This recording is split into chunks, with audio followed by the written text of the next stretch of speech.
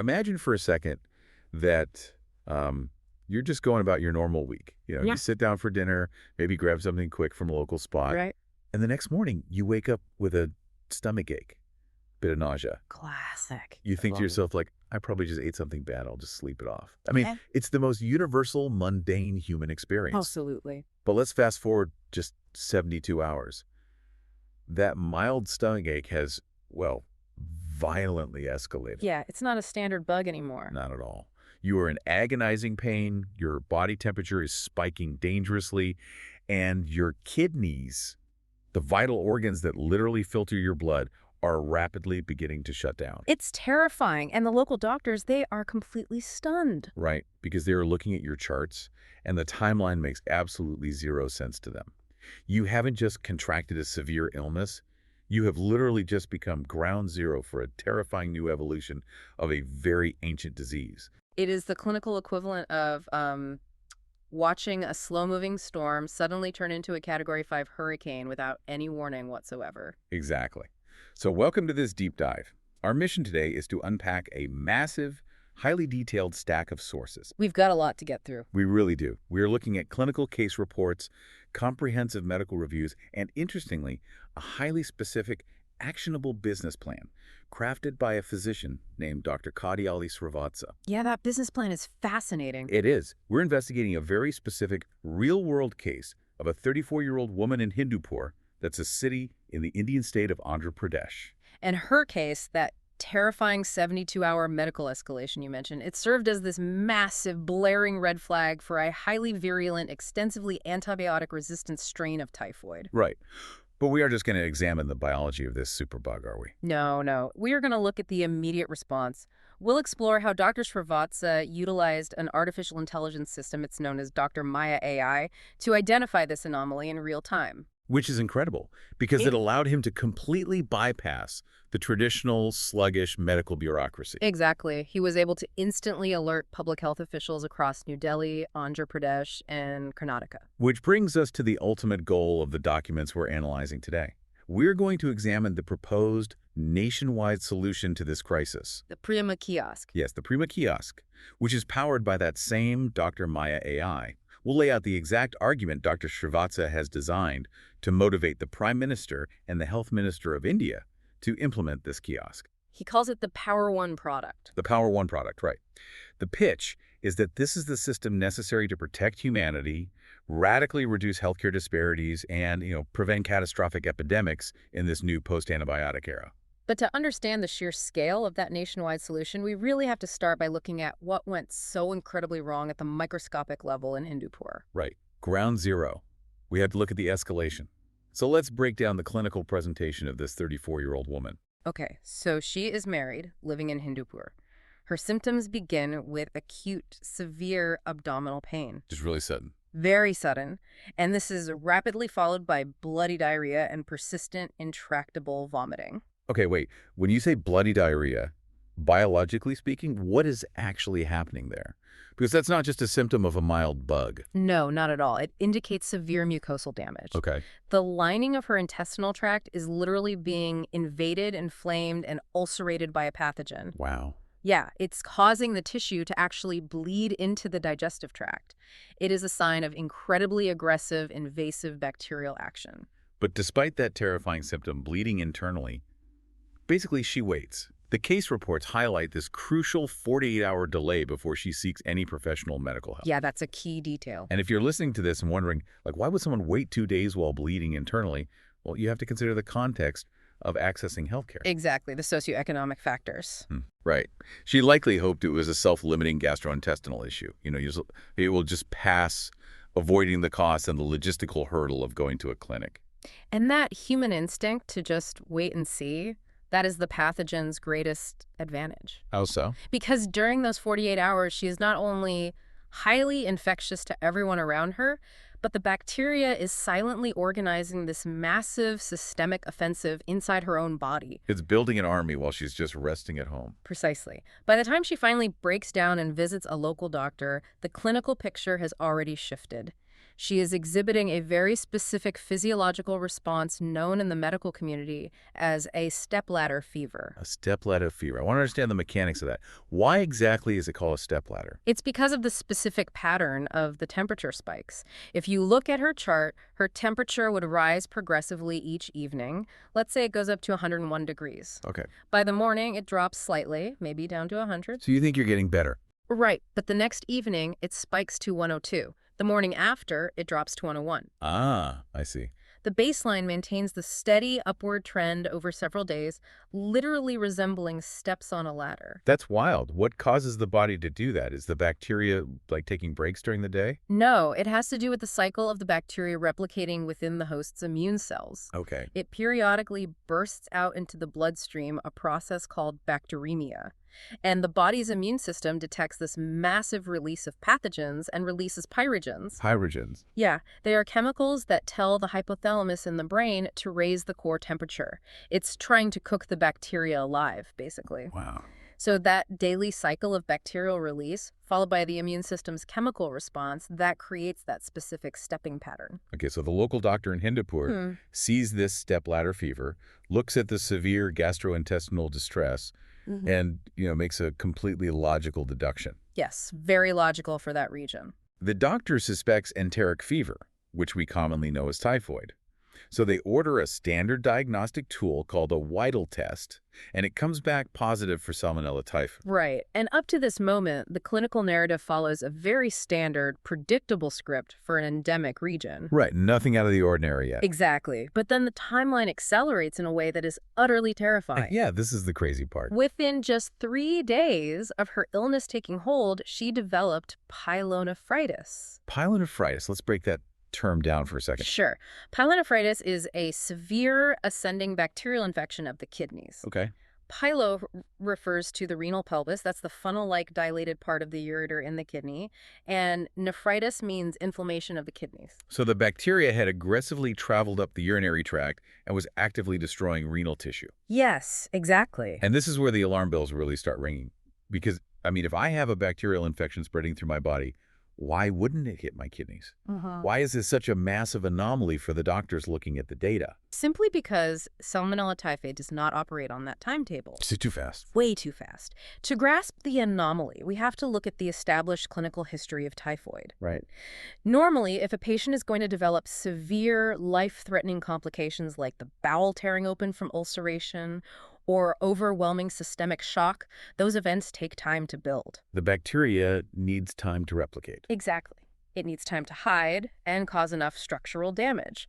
Those major complications typically happen in the 3rd week of the illness. Week 3, so roughly 21 days after the onset of symptoms. Correct. Developing a deep, tissue-destroying kidney infection by day 3. That is clinically unprecedented for standard typhoid.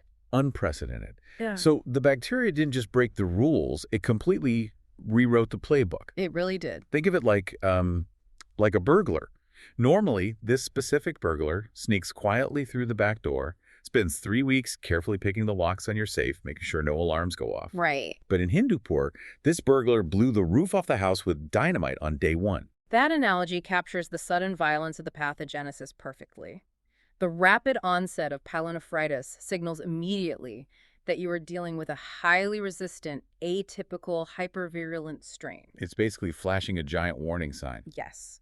It tells the medical observer that the bacteria is incredibly aggressive. It is shedding into the urinary tract far earlier than it ever should. And the drugs aren't working. Right. Whatever standard first-line antibiotics the local clinic might have prescribed are completely failing to suppress its replication. But wait, this brings up a huge logistical question for me. If this local clinic is just doing standard tests, and if the typical reporting system in a rural area is sluggish, which, often takes weeks to collate data and send it up to regional health ministries, how did anyone even catch this anomaly so fast? That is the million-dollar question. Yeah, how did Dr. Srivatsa, who isn't the attending physician in that specific clinic, get his hands on this data in real time to realize the roof had just been blown off? It reveals a massive vulnerability in our global surveillance systems, to be honest, because we only know about this case in real time due to an incredible, almost absurd stroke of luck. Luck. Yes. It came down to a personal family connection. The patient from Hindupur happens to have a brother who works as an app developer. And he just happens to be working on healthcare apps. I mean, what are the odds? Even more specific than that, he is actively involved in the development network for the Dr. Maya AI system. The very system Dr. Srivatsa is building. Exactly. Now consider the patient's situation. She is critically ill, and according to the sources, she cannot speak English or Standard Kannada fluently. Okay, so a language barrier on top of everything. A huge one. She speaks a local dialect, making it incredibly difficult for her to navigate the complex medical bureaucracy or even advocate for herself when her condition rapidly deteriorated. So her brother sees her kidneys failing, realizes the local clinic is completely out at its depth, and he bypasses the entire official medical reporting chain. He bypassed it entirely. Instead of waiting for the clinic to file paperwork, which could take forever, he took the raw clinical data. Like the charts. Yeah, the fever charts, the timeline of the vomiting, the sudden onset of the pyelonephritis, and he manually inputted that clinical picture directly into the developer backend of the Dr. Maya AI system. Wow. He was reaching out to the network, and by extension, Dr. Srivatsa, in just a desperate plea for guidance. And the moment that data hit the AI, Dr. Srivatsa essentially saw a neon red flash on his radar. The AI processed the timeline and flagged the pathogenesis shift immediately. It saw the day 3 kidney failure. Right. Dr. Srivatsa noted in the documentation that in 50 years of clinical experience, he had never encountered pyelonephritis caused solely by Salmonella typhi this early in the disease progression. 50 years. That really puts it in perspective. It was a horrifying realization of what this specific strain of bacteria had evolved into. To really understand the horror of a day 3 kidney infection and, why Dr. Srivatsa reacted the way he did, we have to zoom out from this one hospital bed in Hindupur. We need to look at the biology. Right. We have to look at the biology of the enemy. We have to dive into the pathogen's playbook. Right. What makes Salmonella typhi tick? Let's examine the biology of Salmonella enterica serovar typhi. Okay. The absolute foundational fact about this bacteria, the thing that dictates everything about how it spreads, is its transmission route. It is exclusively fecal-oral. Which is exactly as brutal as it sounds. I mean, it means a new host literally has to ingest food or water that has been contaminated by the microscopic feces or urine of an actively infected person. Yes, it highlights a profound vulnerability in human infrastructure. Definitely. Furthermore, unlike many other pathogens like, say, avian flu, which hides in birds, or Ebola, which has animal reservoirs, humans are the only known reservoir for Salmonella typhi. We are its only home. Exactly. It does not live in the soil. It does not live in livestock. Every single case of typhoid on Earth is the direct result of human-to-human transmission. It's a disease inextricably linked to sanitation, to clean drinking water, and to how humans interact with their environment. Very much so. So let's trace the journey. Let's say someone ingests contaminated water. The bacteria enters the stomach. How does it even survive that? That's a great question. Because the human stomach is basically a vat of hydrochloric acid designed to melt down food and kill invaders. It is, but Salmonella typhi is a master of biochemical evasion. How does it evade acid? It possesses an incredible mechanism known as the acid tolerance response. Okay.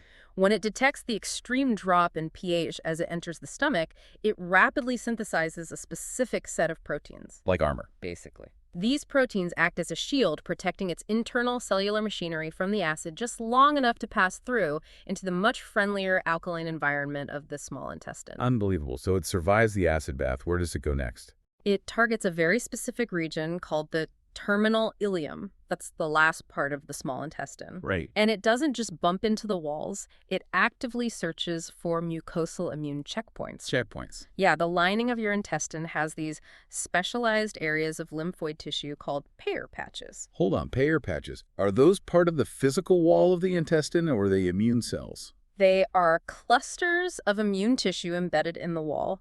Think of them as the security guards or the security checkpoints of your gut. Okay, I'm with you. Their job is to sample whatever is flowing past, identify threats, and trigger an immune response. So the bacteria is intentionally walking right up to the security guards. That seems, well, suicidal. It would be for a normal bacteria, but Salmonella typhi has evolved to exploit the security system. How? It uses specialized proteins to force the cells covering the Peyer's patches to essentially swallow it whole. Oh. It forces its own entry through the mucosal barrier. And once it breaches that wall, it encounters the heavy artillery of the immune system, Right. the submucosal macrophages. Macrophages. Right. These are massive white blood cells whose entire biological purpose is to engulf, digest, and destroy foreign invaders. But let me guess, the bacteria actually wants to be eaten by the macrophage. It absolutely relies on it. That is so sinister. When the macrophage engulfs the bacteria, it traps it in an internal compartment. And then it attempts to flood that compartment with toxic enzymes and reactive oxygen species to dissolve it.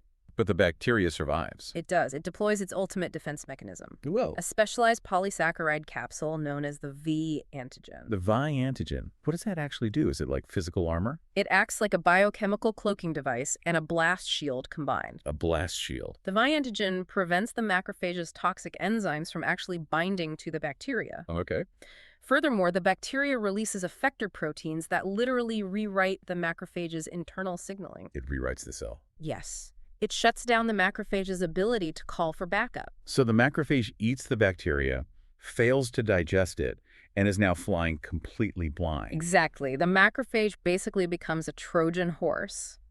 Wow. Salmonella typhi survives and begins to rapidly replicate inside the very cell that was meant to destroy it. Completely hidden from the rest of the immune system. Completely shielded. And then it rides inside these circulating macrophages through the lymphatic system, dumps into the bloodstream, and begins seeding the body's major filtration organs. Which organs? The liver, the spleen, the bone marrow, and most dangerously, the gallbladder. The gallbladder. Why is the gallbladder so dangerous? Why does the bacteria want to end up there of all places? Because the gallbladder acts as the ultimate sanctuary site. The sanctuary. The immune system has a very difficult time clearing infections from the gallbladder. The bacteria replicates extensively in the bile there. Okay. And here is the dark genius of its life cycle.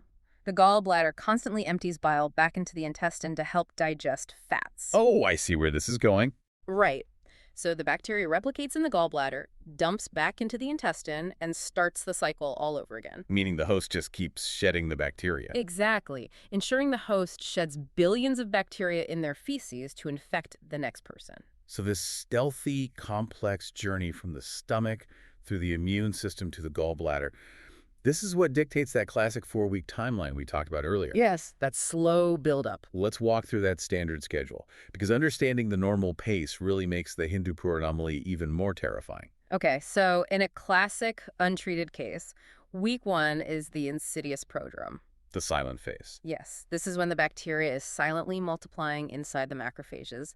You get that stepladder fever, a severe headache, general fatigue, and maybe a dry cough. But then week 2 is when things get visible. Yes, week 2 is the full febrile syndrome. The fever plateaus at a dangerous 39 or 40 degrees Celsius over 102 Fahrenheit. That's high. Yeah, very high. The patient experiences the classic pea soup diarrhea, and they might develop faint pink lesions on their chest, an abdomen known as rose spots. Rose spots? Yeah, which are actually tiny bacterial emboli in the skin. Gross.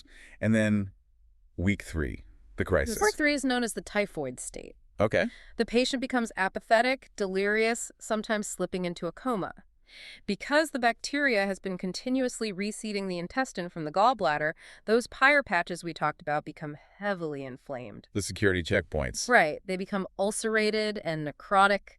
The tissue actually dies. Ah, man. This is when the intestinal wall can literally perforate, tear open, spilling highly infectious intestinal contents directly into the sterile abdominal cavity. Which is a death sentence without surgery. Without immediate surgical intervention, the mortality rate is exceptionally high. So if we look back at our 34-year-old patient in Hindupur, she skipped the entire Trojan horse stealth phase and leaped straight to a week 3 level of severe organ-destroying complication by day 3. Yes. Her kidneys were under siege almost immediately. Which tells Dr. Srivatsa that the bacteria has fundamentally evolved. It has gained terrifying speed. And to understand how it gained that power, we have to confront the antimicrobial resistance context. AMR. The AMR history of typhoid is categorized into 3 distinct eras of resistance, and honestly, it is a masterclass in human failure. Okay, let's trace this failure.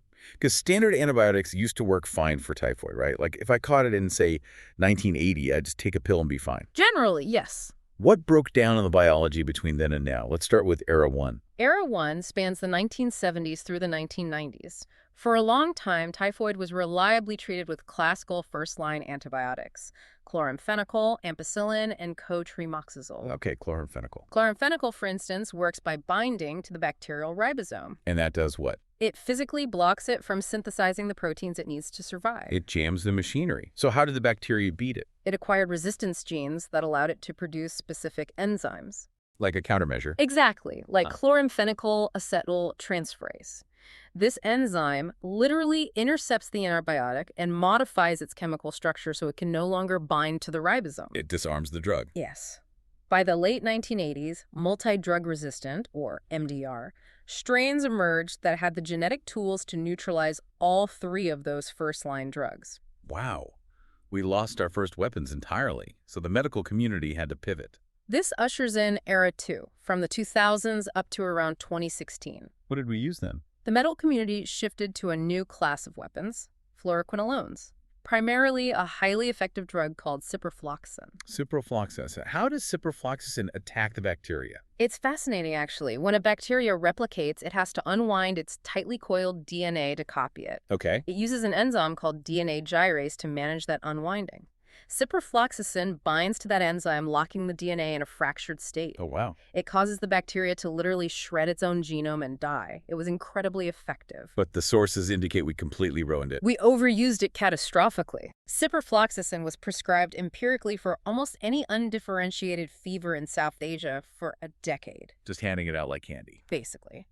And every time you expose a bacterial population to an antibiotic, you kill the weak ones, sure, but you exert immense selective pressure. Right. Survival of the fittest. The rare bacteria that happen to have a random chromosomal mutation, they survive. What kind of mutation are we talking about here? The bacteria mutated the actual shape of the DNA gyrase enzyme just enough so that the ciprofloxacin molecule could no longer physically dock into it. It changed the lock. But the enzyme could still unwind the DNA. We forced the bacteria to adapt its own structural biology. That is terrifying. By the time the sources were compiled, resistance to ciprofloxacin in some populations exceeded 96%. 96%. Yes. So if you hand a patient ciprofloxacin today for typhoid, you are essentially handing them a breath mint. It does nothing to the bacteria. But the data shows it is actually worse than useless. Worse. Because it gives the patient and the doctor a false sense of security. The patient thinks they're being treated while they continue to shed the pathogen and infect their community. I see. Which brings us to Era 3, the present day. Era 3 begins around 2016. In Sindh province, Pakistan, an extensively drug-resistant, or XDR, clone of Solmonella typhi emerged. XDR, meaning it's resistant to what exactly? Almost everything. Right. It is resistant to the Era 1 drugs, and it is resistant to fluoroquinolones. But the terrifying leap in Era 3 is how it acquired this resistance. It wasn't just a mutation. No, it didn't just slowly mutate, it acquired a plasmid. A plasmid. I want to make sure I understand plasmids. If the chromosome is the bacteria's core instruction manual, what is a plasmid? Think of a plasmid as a supplementary, highly mobile instruction booklet that bacteria can pass between each other. Like a cheat code. Exactly. It's a small, circular ring of DNA. Bacteria can engage in a process called horizontal gene transfer. What does that mean? Two completely different species of bacteria can physically connect and trade these plasmids like trading cards. Wait, so an entirely different harmless bacteria in your gut could have figured out how to beat an antibiotic, and it just hands the blueprint over to the typhoid bacteria. Precisely. That is insane. This XDR clone acquired a specific plasmid, the INCY plasmid, that carried the genetic blueprint to destroy third-generation cephalosporins, which were our backup weapons. So it leveled up instantly. Suddenly, this highly mobile, extensively resistant strain spread across 6 continents. Treatment options were progressively restricted to just oral azithromycin. And if that doesn't work? For the most severe, life-threatening cases, the absolute last resort intravenous antibiotics known as carbapenems. Carbapenems, which brings us to the 2024 crisis explicitly mentioned in the sources. The absolute nightmare scenario for infectious disease doctors. Tell me about it. The sources highlight a critical turning point in 2024. A strain of Solmonella typhi was isolated from a traveler returning from India to Germany. When researchers analyzed this strain, they discovered it carried the blandium 5 gene. Blendium-5, what does that gene actually do? Is it more armor? It is an active weapon. A weapon. Carbapenem antibiotics work by utilizing a specific chemical structure called a beta-lactam ring to interfere with the bacteria building its cell wall. Okay, so it stops them from building walls. The Blendium-5 gene contains the instructions for the bacteria to manufacture an enzyme called New Delhi metallo-beta-lactamase. That's a mouthful. This enzyme specifically hunts down the antibiotic and uses a zinc ion to literally cut the beta-lactam ring open. It destroys the drug before it can work. It completely neutralizes the drug before it can touch the cell wall. The last resort failed. The last resort was chemically shredded. This strain from the German traveler was resistant to carbapenems, all the cephalosporins, the fluoroquinolones, everything. Everything. It signals the very real prospect of a completely untreatable strain of typhoid circulating globally. And if we connect this terrifying 2024 German traveler case back to our 34-year-old woman in Hindupur. Yes, so let's go back to her. If she has a strain that is behaving this aggressively on day 3, and if it carries these resistance genes, what does that mean for the physical community around her? What happens to her village? This is where the public health documents point us to mathematical modeling. Oh, okay. The sources cite a model derived from a massive typhoid outbreak in Blantyre, Malawi. What did that model show? That model demonstrated a deeply counterintuitive fact. The strongest predictor of an explosive, uncontrollable epidemic isn't just the population density of the city. What is it then? The primary driver is prolonged infectiousness. Prolonged infectiousness. Prolonged infectiousness. Right. Because the drugs fail, so the patient stays sick longer. Exactly. If a patient is given an antibiotic that doesn't work, which happens constantly because the local doctor doesn't realize the strain is resistant, the patient obviously doesn't get better. Right. But from a public health perspective, the disaster is that they keep shedding billions of bacteria in their feces and urine for weeks on end. They become an unchecked amplifier. Yes. Because they feel sick but aren't hospitalized immediately, they might still be interacting with their family, using shared latrines, preparing food. Oh, preparing food. That's a nightmare. The transmission becomes geometric. One person infects 3, who infect 9, who infect 27. So, when Dr. Srivatsa is looking at his computer screen, seeing that day 3 kidney infection uploaded by the developer brother, he isn't just looking at a medical anomaly for a journal article. No, not at all. He is looking at the spark that could burn down the whole forest. He realized that if local doctors continued to treat her, and the people she had inevitably already infected during her 48-hour delay with standard antibiotics, those drugs would fail. And the shedding would just continue. The shedding would continue unimpeded, and an explosive outbreak of a hyper-virulent, untreatable superbug was days away from overwhelming the region. And that realization is what triggers the immediate response. Dr. Srivatsa doesn't wait for the official hospital data to slowly trickle up through the local health board. He couldn't wait. Right. Getting filed in a regional office, eventually landing on a minister's desk weeks later, he bypasses the bureaucracy completely. He had no choice. The biological speed of the pathogen demands a speed of response that traditional, paper-based bureaucracies simply do not possess. So what did he do? He immediately ran all the clinical data provided by the brother through the Dr. Maya AI system. Okay. The AI synthesized the symptoms, the incredibly compressed timeline, the epidemiological context of the region, and the known resistance patterns. And it generated a report. It generated a comprehensive, actionable medical report. He also authored a detailed article laying out the implications of the case, right? Yes. And then who does he send this to? He hit send on direct emails to public health officials at the highest levels. Wow. He alerted officials in New Delhi, across the state of Andhra Pradesh, where Hindupur is located, and in the neighboring state of Karnataka. His message is essentially like, you have a confirmed case with a highly anomalous complication. This strongly suggests a drug-resistant, hypervirulent strain is actively circulating. Exactly. You need to remain vigilant, you need to alert every local doctor in your network immediately, and you must implement severe infection control protocols to prevent further spread.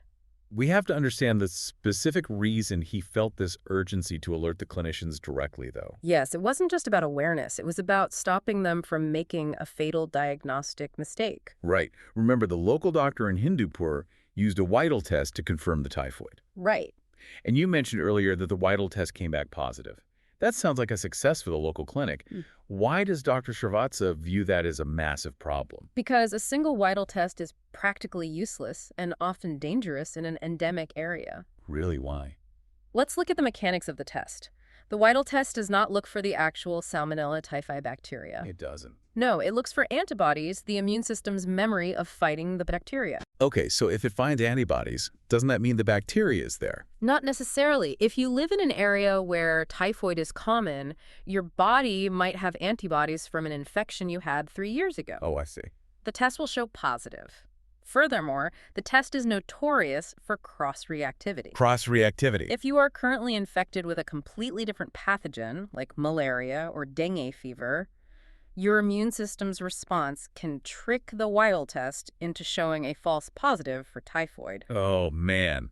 Which creates a disastrous scenario. Extremely disastrous. A patient comes in with dengue fever. The doctor runs a Whittle test, gets a false positive for typhoid. The doctor prescribes ciprofloxacin, which does nothing for dengue, and wouldn't even work on modern typhoid anyway. Exactly. The patient goes home with a false sense of security, their condition worsens, and they continue to spread whatever they actually have. Precisely. Dr. Srivatsa's alert was desperately trying to retrain the ground-level clinicians in real time. He was trying to stop the false positives. He was telling them, do not trust the Whittle test. You must perform blood cultures. Blood cultures, how are they different? A blood culture actually grows the live bacteria in a lab, allowing doctors to test exactly which antibiotics can kill that specific strain. So it's definitive. It is. He was warning them to assume extreme resistance and to prepare to use 5-azithromycin or carbapenems immediately. Assuming those last resort drugs even still work against this new strain. Exactly, assuming they even work. But this brings us to a glaring systemic flaw. Dr. Srivatsa acted as a human early warning radar. He did. He saw the anomaly, interpreted the data, and sent the flare-up. If he hadn't sent those emails, the official system would have just logged this as another random kidney infection. They would have been completely blind. Blind to the outbreak until the regional hospitals were physically overflowing with septic patients. The current paradigm relies entirely on lagging indicators. It relies on counting the severe cases only after they breach the hospital doors. But we only caught this leading indicator because the patient's brother was building the app. I know, it's crazy. You cannot base a national defense strategy for a country of 1.4 billion people on the miraculous hope that the next patient zero happens to be related to a software developer who has Dr. Srivatsa's direct contact info.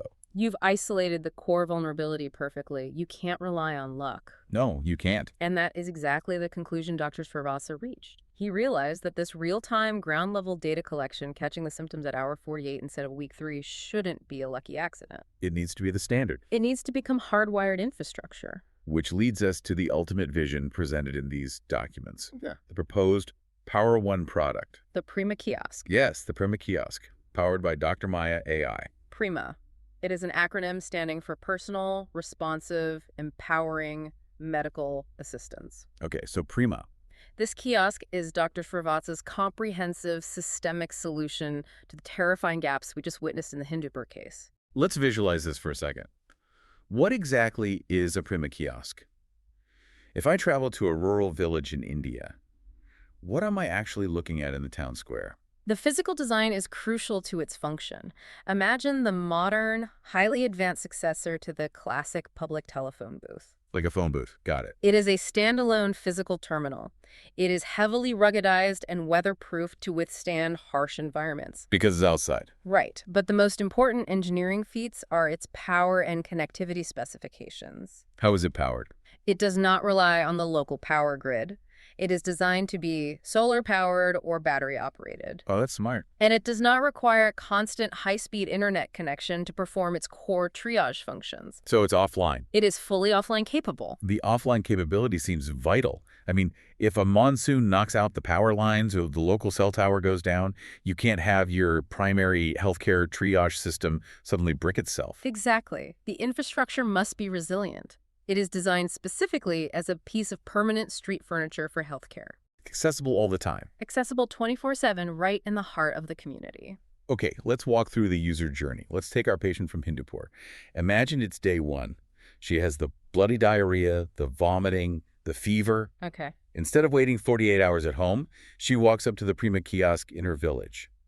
How does she actually interact with it? The interface is driven by a highly sophisticated yet deceptively simple color-coded symptom logic. Color-coded. Yes. The user interacts directly with the AI, Dr. Maya, primarily through voice.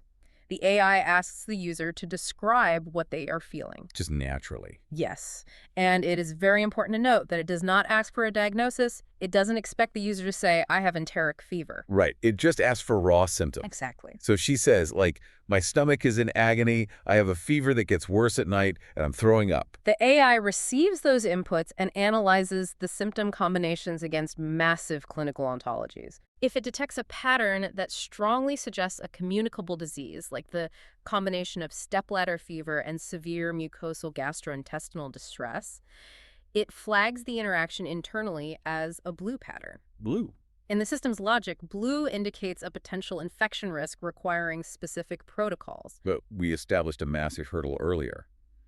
The patient in Hindupur couldn't speak standard English or standard Kannada. She spoke a highly localized dialect. Right. If she speaks to a machine in an unwritten dialect, how does the AI not just completely hallucinate or fail to understand?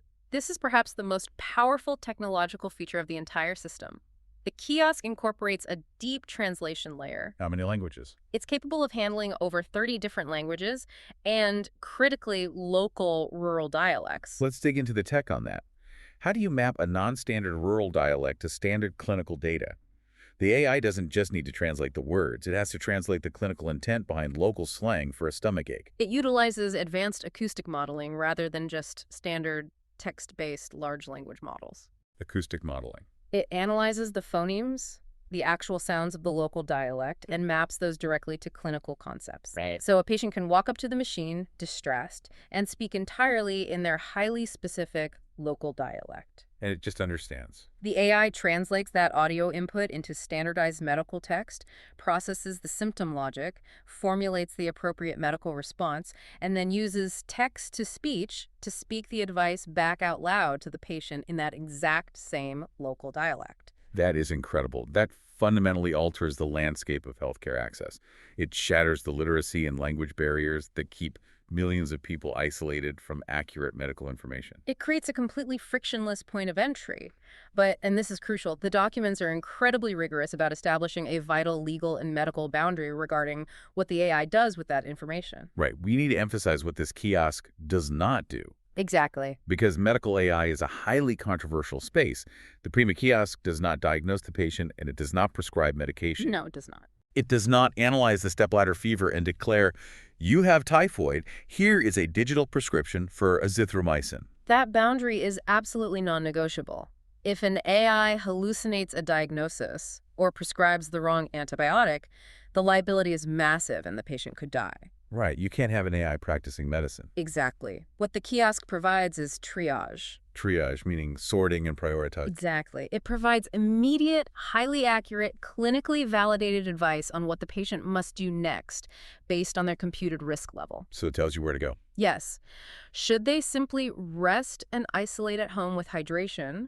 Should they visit a local pharmacist for symptom relief? Or, in the case of our Hindupur patient, is this a severe red flag situation where the AI advises them to bypass the local clinic entirely and rush to the regional hospital emergency room immediately? Think about the impact of that triage on the Hindupur timeline. It changes everything. If that woman had consulted the Prima kiosk on day one, she wouldn't have spent those critical 48 hours sitting at home. Shedding the pathogen. It's exactly. Potentially infecting her family while hoping it would just pass. The kiosk would have recognized the severity of the bleed pattern symptoms immediately. And it would have told her. It would have told her in her own dialect, your symptoms require immediate medical escalation, and you must isolate yourself from your family right now. It directly neutralizes that 48-hour delay. By catching the symptoms early and issuing immediate isolation advice, you instantly break the chain of transmission. Right at the source. The epidemiological data strongly suggests that immediate targeted isolation can stop a massive percentage of community transmission before it even reaches a geometric growth phase. And it also calms people down. Yes. Furthermore, the kiosk gives the patient verified, calm information, which prevents panic. And panic is the psychological engine driving the AMR crisis. When people panic about a fever, they run to the local pharmacy, demand antibiotics for what might just be a viral infection, and the overuse continues. The kiosk provides clarity, which directly reduces irrational, panic-driven medicine use. That's brilliant.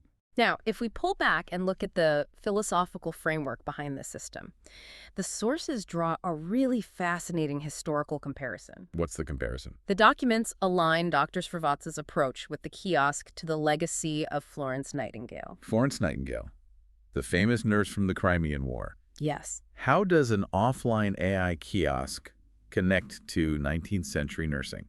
It connects through the fundamental philosophy of public health intervention. Florence Nightingale didn't just walk into the hospital wards at Scutari and focus solely on treating the dying soldiers. What did she do? She looked at the catastrophic mortality rates and realized the environment itself, the system, was killing them. So she changed the environment. She radically redesigned the environment. She focused on sanitation, ensuring adequate physical spacing between beds, improving ventilation, and managing waste. Prevention. Exactly. She focused on preventing the spread of infection through environmental engineering before antibiotics even existed. She recognized that you can't out-treat a bad environment. You have to subsidize your medical interventions with preventative design. And Dr. Srivatsa is executing the exact same philosophy, but tailored for the post-antibiotic era. Because the antibiotics are failing. He recognizes that our current pharmaceutical tools, the antibiotics we have relied on for a century, are failing. Right. So instead of pouring resources exclusively into building bigger hospitals to treat people once they're already dying of untreatable sepsis, he is pushing the intelligence out into the environment. Out into the villages. He is placing kiosks in the villages to prioritize early detection, immediate isolation, and behavior modification. That makes total sense. He is building infrastructure to prevent the fire from starting, rather than desperately trying to invent better water to put it out once the house is already engulfed. Which brings us to the logistics of actually building that infrastructure. Oh, sure. Because a vision this comprehensive requires national scale. Yes, it's massive. Dr. Srivatsa isn't looking to build a few cool tech demos to show off at a conference. He is trying to build a national defense system. We need to look at the pitch to the Prime Minister. The business plan detailed in the sources is a direct, metric-driven appeal designed to motivate India's Prime Minister and Health Minister. Okay, what's the ask? The financial ask is highly specific, a 500 crore rupee allocation. 500 crore. That translates to roughly 60 million US dollars. Correct. That initial investment is targeted to deploy 50,000 Prima kiosks directly into rural primary health centers across the country. 50,000 kiosks. And the long-term vision scales up significantly. By 2030, the goal is to have 100,000 kiosks operational nationwide. The metrics attached to that 2030 goal are staggering too. They really are. The documents project that this network would serve 100 million Indians.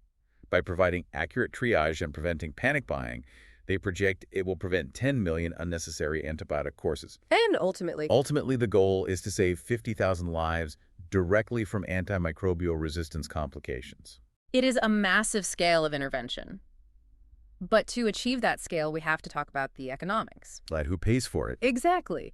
You cannot simply drop 100,000 highly technical machines into rural Indian villages and expect them to magically maintain themselves. How does this system actually survive financially in the real world? This is where the documents offer a heavy critique of the current Silicon Valley big tech approach to global healthcare. Oh yeah, they tear it apart. Most health tech startups build app-based solutions. They build a sleek app, put it on a store, and assume the end user has a modern smartphone, a reliable 5G internet connection, and the digital literacy to navigate a complex interface. And the sources point out the fatal flaw in that assumption. It ignores roughly 760 million Indians who do not have smartphones or consistent internet access. 760 million people. Yes. Building a smartphone-only solution writes off half the country's population, usually the half most vulnerable to infectious disease, before the product even launches. Prima is engineered specifically for that invisible half. And the economic model keeping it running is brilliantly grassroots. Using the kiosk for a triage session costs the user about 100 rupees. Which is roughly the price of a cup of coffee. Very affordable. It is an extremely affordable price point for a medical consultation. But the true genius is where that 100 rupees goes. These kiosks are not owned and operated by some massive, faceless tech conglomerate sitting in a tower in Bangalore collecting microtransactions. No, they are not. They're designed to be owned and run by local community members. The plan envisions local chemists, poor mothers, or street vendors stepping up to act as the kiosk operators. It actively creates a microeconomy within the village. It empowers the community by giving them a financial stake in public health. So they make money from it. The local operator earns a direct income from the kiosk usage fees. The business plan breaks the math down. The initial investment to build and install a single kiosk is about 2.5 lakh rupees. Which is around $3,000. The modeling calculates that based on the 100 rupee usage fee, the kiosk pays back its initial investment incredibly rapidly, sometimes within days or weeks depending on the local foot traffic. And after that, After that break-even point, it generates a steady monthly income for the local operator that is estimated to be 3 times higher than the regional minimum wage. consider the sociological impact of that. The local operator now has a vested, powerful financial interest in keeping the machines safe from vandalism, It protected. keeping it powered, keeping it clean, and actively encouraging their neighbors to use it when they feel sick. It transforms a piece of technology into self-sustaining, community-protected public health infrastructure. It's a community-owned public health economy. But as with any radical shift that threatens the status quo, this proposal faces massive systemic resistance. Naturally. The documents outline a very clear fundamental dilemma facing the Indian government. It is the tension between their own internal institutional systems, known as SAI and BODH, versus Dr. Srivatsa's decentralized PRIMA model. We need to unpack that government dilemma. So SHE stands for Strategy for Artificial Intelligence in Healthcare for India, and BODH is a parallel framework. Right. These represent the traditional, highly institutionalized approach to medical technology. They inherently prefer top-down, highly structured, doctor-centric algorithms. Exactly. Why does the government vastly prefer the top-down approach? It fundamentally comes down to liability and safety. They don't want to get sued. The government is understandably terrified of an AI system making a mistake out in the wild. They want systems that keep the ultimate liability, the oversight, and the final decision-making power strictly within the confines of a hospital supervised by a human doctor. They want control. They want to ensure the system is functionally perfect and completely risk-free before it is ever deployed to the public. But this is where the logic hits a wall for me. How so? The pushback against Dr. Maya AI is that trusting an AI with triage out in a rural village is too risky. Yeah. But let's look at the baseline we are comparing it to. The current system. Right. The current system waiting for patients to show up at hospitals with failing kidneys has a 100% failure rate for the 10 million people projected to die of AMR globally every year. That's a staggering number. Isn't waiting for a perfect, liability-free, institutionally approved system a luxury we literally do not have? People are bleeding internally and shedding untreatable superbugs right now, while the bureaucracy demands absolute perfection. That is the precise counter-argument Dr. Srivatsa is making. The institutional systems like SAI are inherently reactive. Because they wait for the hospital admissions. Because they rely on doctors and hospitals to input the data, they only detect an outbreak after the hospital admissions begin to spike. Right. They only see the problem when our Hindupur patient shows up in critical condition on day 3, long after she has spent 48 hours infecting her community. It's the equivalent of trying to fight a forest fire by only counting the ashes of the trees that have already burned down. What a perfect analogy. PRIMA, conversely, is proactive. It detects the smoke. But implementing it requires a leap of faith. Yes.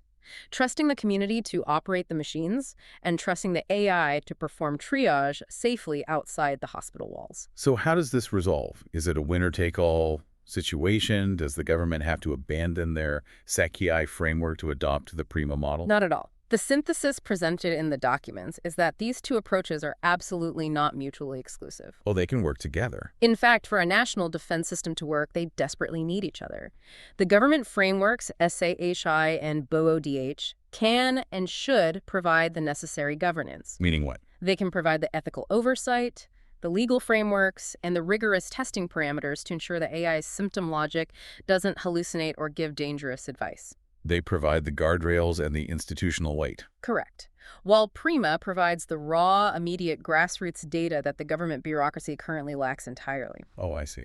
The document uses a brilliant analogy to describe this relationship. It says PRIMA acts as a Santa tracker for disease patterns. A Santa tracker. I love that image. It means you can open a dashboard and see exactly where the clusters of symptoms are lighting up on the map in real time. Yes, the government doesn't need to know the specific identity of the patient in Hindupur. They just need the numbers.